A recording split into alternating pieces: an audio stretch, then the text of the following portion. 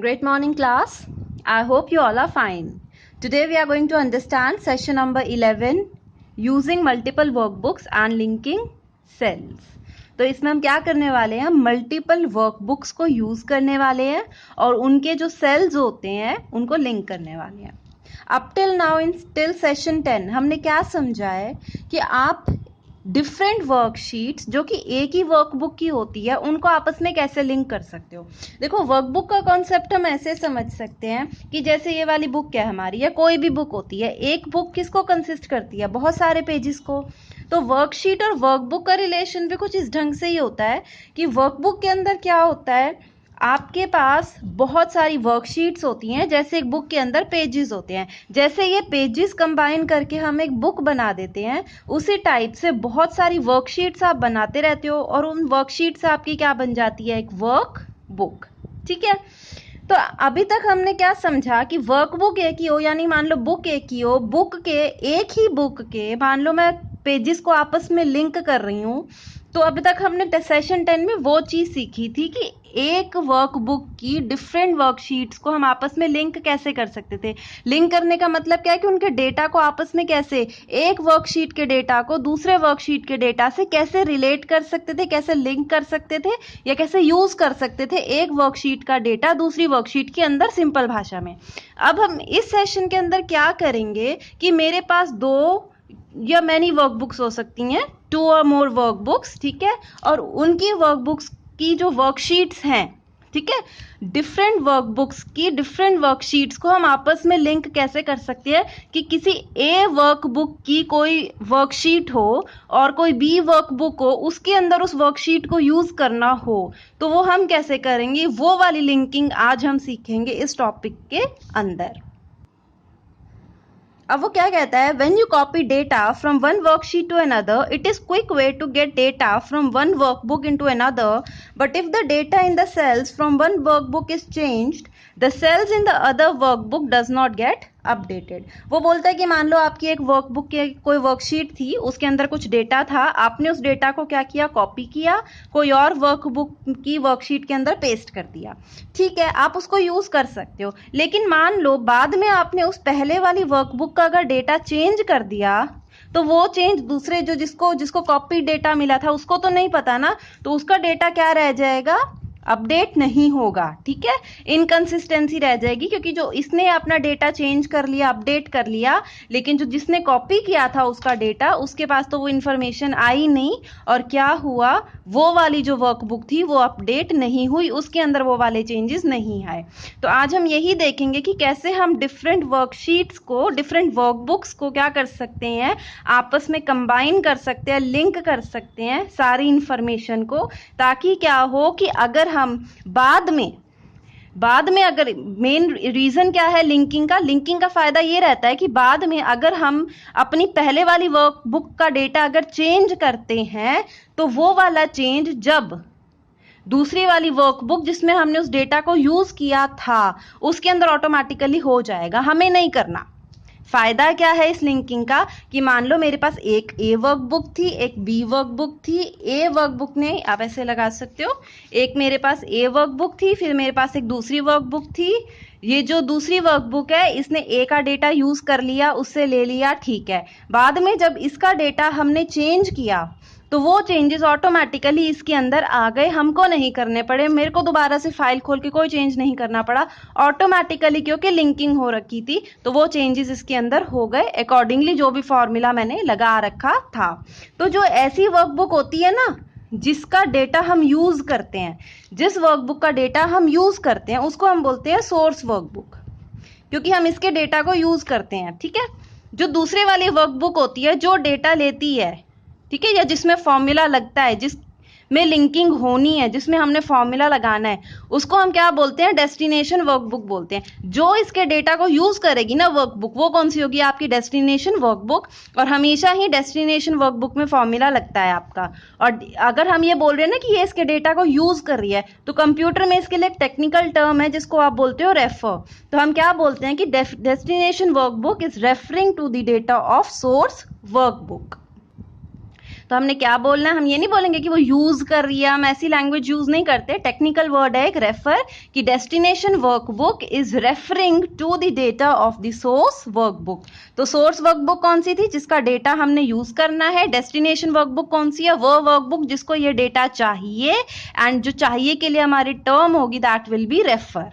ठीक है, इसका फायदा क्या रहता है, the ability to create links eliminates the need, eliminate का मतलब होता है खत्म कर देना, ठीक है, एंड कर देना किसी चीज को, तो it eliminates the need to have identical data, यानी same data entered and updated in multiple sheets. अब इसका फायदा क्या रहता है कि हमें सेम डेटा ना 10 जगह यूज नहीं करना पड़ता, ये नहीं है कि वो उस वर्कबुक का डेटा था तो अब मेरे को अगर इसमें यूज करना है तो पहले मैं सारा डेटा कॉपी करूं फिर कोई फॉर्मूला अप्लाई करूं, तो मेरा डेटा मुझे क्या बहुत सारी जगह नहीं रखना पड़ता, डेटा किसी एक वर्कबुक में रहने दो, जब भी मुझे उस किसी और वर्कबुक का डेटा यूज करना होगा मैं बस उनको लिंक कर दूंगी आपस में, जब मैं लिंक करूंगी तो मेरा सिर्फ फॉर्मूला लगाना होगा और कुछ भी नहीं, और जब बाद में मान लो सोर्स वर्कबुक का अगर डेटा चेंज भी होता है तो ऑटोमेटिकली अपडेट हो जाएगा मेरा डेस्टिनेशन वर्कबुक के अंदर। ठीक है, तो इसका फायदा क्या रहता है, this saves time, time save हुआ क्योंकि बार बार डेटा नहीं लिखना पड़ रहा, रिड्यूस्ड एरर क्योंकि आप डेटा को 10 जगह कॉपी नहीं कर रहे तो मिस्टेक भी नहीं होगी, and improves data integrity. Integrity का मतलब क्या होता है कि आप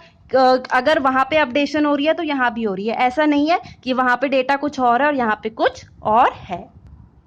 क्लास अब हम सीखेंगे कि कैसे हम लिंक बना सकते हैं डिफरेंट वर्कबुक्स के अंदर। To link to Excel workbooks, you have to enter formula in destination workbook। मैंने आपको सिखाया ना कि destination workbook के अंदर आपको फॉर्मूला लिखना है which refer to the cell, जो उस सेल को रेफर करेगा, यूज करेगा in the source workbook। कौन से वाले सेल, कौन से वाले सेल्स, कौन से वाले डेटा को वो यूज कर रहा है जो कि सोर्स के अंदर है, and gets updated when changes are made to the source workbook। और इसके अंदर हमेशा अपडेशन होती रहेगी। अपडेशन का मतलब क्या है कि अगर मैंने सोर्स का डेटा चेंज किया, इसमें जो डेटा चेंज हुआ तो अकॉर्डिंगली फॉर्मूला इसके अंदर चेंज होके डिफरेंट वैल्यू लाता रहेगा। अगर पहले 80 के ऊपर इसने कैलकुलेशन करी थी और कुछ आंसर दिया था, बाद में मैंने इस 80 का 90 कर दिया, तो ऑटोमेटिकली जो 90 के अकॉर्डिंग आंसर आना चाहिए वो आपका डेस्टिनेशन के अंदर आएगा, 80 वाला आंसर नहीं रहेगा। अगर आपने लिंक क्रिएट कर रखा है, ऐसी मिस्टेक नहीं होगा, ऑटोमेटिकली अपडेशन होगी। तो अब हम देखते हैं कि अगर आपको लिंक क्रिएट करना है 2 वर्कबुक्स के अंदर तो आप कैसे करोगे। सबसे पहले आपको क्या करना है, वो वर्कबुक ओपन करनी है जिसके अंदर आपको लिंक क्रिएट करनी है, मतलब सोर्स भी ओपन करनी है और डेस्टिनेशन, दोनों वर्कबुक्स ओपन करनी है। ठीक है, उसके बाद जैसे एक एग्जाम्पल देता है, इस एग्जाम्पल के अंदर इसने क्या बोला है कि ये आपकी सोर्स वर्कबुक है और ये आपकी डेस्टिनेशन वर्कबुक है। मैं इनके आपको नेम्स बता देती हूँ, नेम्स इंपॉर्टेंट है। नेम किसके इंपॉर्टेंट है, सोर्स के ज्यादा इंपॉर्टेंट है, डेस्टिनेशन का इतना नहीं है, क्योंकि जब फॉर्मूला लगेगा, क्योंकि डेटा किसका चाहिए, हमें सोर्स का चाहिए ना, तो हमें सोर्स के वर्कबुक और वर्कशीट का डेटा नाम अच्छे से पता होना चाहिए। डेस्टिनेशन के अंदर तो जाना है तो उसके नेम का इतना कोई यूज होता नहीं है वैसे, but for this example I am telling you. So मान लेते हैं हमारी ये वर्कबुक है, तो और इसका नेम क्या है, सोर्स वर्कबुक नेम है tiger census underscore state wise. उसके बाद देखो, एक वर्कबुक के अंदर बहुत सारी वर्कशीट्स हो सकती हैं, तो सोर्स की मान लो एक वर्कशीट बनी हुई है और उस वर्कशीट का नेम क्या है, स्टेट वाइज डेटा। और फिर मान लो एक डेस्टिनेशन वर्कबुक है जिसके अंदर हमें डेटा चाहिए, वो है टाइगर सेंसस समरी। इस वर्कबुक का नाम है, वर्कशीट कोई भी हो हमें कोई मतलब नहीं है, वर्कबुक का नाम है टाइगर सेंसस समरी। ठीक है, अब हमें करना है क्या है, जो हमारी सोर्स वर्कबुक थी ना उसके अंदर ऐसा क्या डेटा था जो इसको चाहिए। इसके पास ये डेटा था कि ईयर 2006 में कर्नाटका में कितने टाइगर थे, फिर 2010 में कितने थे और 2014 में कितने थे। सिमिलरली कुछ कुछ ईयर्स के आफ्टर एवरी 4 ईयर्स ना का जो डेटा है कि कितने टाइगर रहते गए, हर कुछ स्टेट्स का दे रखा है। ठीक है, अब जो मेरी डेस्टिनेशन वर्कबुक है ना, वो क्या चाहती है, वो टोटल चाहती है इनका। वो क्या चाहती है कि कर्नाटका में कितने टोटल टाइगर है, उत्तराखंड में कितने टोटल टाइगर है, मध्य प्रदेश में, तमिलनाडु में और महाराष्ट्र में। ठीक है, मतलब हर पर्टिकुलर स्टेट का क्या है टोटल नंबर ऑफ टाइगर, वो इसको चाहिए। पर डेटा हम इसमें कॉपी नहीं करना चाहते, क्योंकि देखो डेटा कॉपी करेंगे तो रिडंडेंसी होगी, फालतू का डेटा ही कॉपी होगा, उसकी हमें नीड नहीं है। मतलब एक वर्कबुक के अंदर सारी डिटेल्स हैं, कितने टाइगर है एक्सेट्रा एक्सेट्रा। इस वर्कबुक के अंदर सिर्फ मुझे टोटल चाहिए, मुझे हर का अलग अलग स्कोर नहीं चाहिए कि 2006 में इतने थे, 2010 में इतने थे और 2014 में इतने थे। यानी अगर मैं ध्यान से देखूं, अगर मुझे कर्नाटका के लिए चाहिए तो मुझे कितने डेटा की जरूरत है, B5 से लेकर D5 तक, क्योंकि मेरे को इतना ही सेल चाहिए, इतने डेटा से मुझे मतलब है ना, सिर्फ B5 से D5। कहां से कहां तक, B5 से D5। तो अगर आपको कुछ ऐसा सा केस करना है कि ये एक वर्कबुक है, ये दूसरी वर्कबुक है, इसके डेटा आपको चाहिए और कुछ कैलकुलेशन अप्लाई करनी है, इससे आपको आंसर मिल जाए दूसरी वर्कबुक में।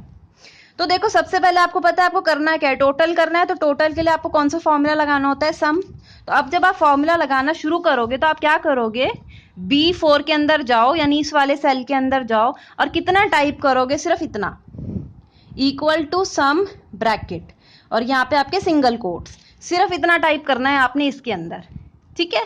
और इसका नाम क्या है, टाइगर सेंसस समरी, यानी डेस्टिनेशन वाली। मैंने सिखाया था ना फॉर्मूला हमेशा डेस्टिनेशन के अंदर आएगा, तो क्योंकि इसको आंसर चाहिए तो ये डेस्टिनेशन है, इसका जहां पे आपको आंसर चाहिए वहां पे आपने सिर्फ इतना लिखना है, single quote equal to sum parenthesis start, ये ब्रैकेट जो होता है इसको पैरेंथेसिस बोलते हो, ठीक है, और ब्रैकेट सिंगल कोट, सॉरी, बस इतना लिखना है। इतना लिखने के बाद आपको क्या करना है, व्यू टैब के अंदर जाना है। आपको पता है ना टैब होते हैं, व्यू टैब के अंदर आपको स्विच विंडो ऑप्शन के अंदर जाना है। कहाँ जाना है, स्विच विंडो ऑप्शन। जैसे ही आप इस विंडो में जाओगे ना, बड़ी सारी वर्कबुक के नाम आने स्टार्ट हो जाएंगे, जितनी भी आपकी एक्सेल में बनी होंगी, जितनी भी वर्कबुक बनी होंगी। तो अब आपको कौन सी वर्कबुक चाहिए, आपको चाहिए ये वाली टाइगर सेंसस स्टेट वाइज, है ना। तो इस वाली वर्कबुक के ऊपर क्लिक कर दो। जैसे ही आप क्लिक करोगे ना तो आपकी सोर्स वाली वर्कबुक ओपन हो जाएगी। पहले तो आप इसमें काम कर रहे थे तो ये ओपन थी, ठीक है, ये थी मेन एक्टिव वर्कबुक। अब जैसे ही आप इस पे क्लिक करोगे ना तो आपकी जो ये सोर्स वाली थी ये एक्टिव हो जाएगी, ये ओपन हो जाएगी। अब आपने क्या करना है, इस वाली वर्कबुक के अंदर यहां से लेकर यहां तक अपना डेटा सेलेक्ट कर लो। कहां से कहां तक, B5 से D5 तक, क्योंकि डेटा इतना ही था। कर दिया B5 से D5 सेलेक्ट और उसके बाद एंटर दबा दो। जैसे ही आप एंटर प्रेस करोगे तो आपके यहाँ पर जो इसका टोटल है ना 340 प्लस 300 प्लस 406 वो आ जाएगा। जैसे यहाँ पर देखो 1046 यहाँ पे टोटल आ गया, बिल्कुल ठीक। अब बात ये हुई कि आपने तो सिर्फ इतना लिखा था, उसके बाद आपने कुछ भी नहीं किया। आपने व्यू टैब में जाके एक्टिव विंडो में जाके बस वर्कबुक पे के नेम पे क्लिक किया और एंटर किया और उससे आपके पास क्या आ गया, आंसर आ गया। पर अगर अब फॉर्मूला तो यानी आपने कंप्लीट किया ही नहीं।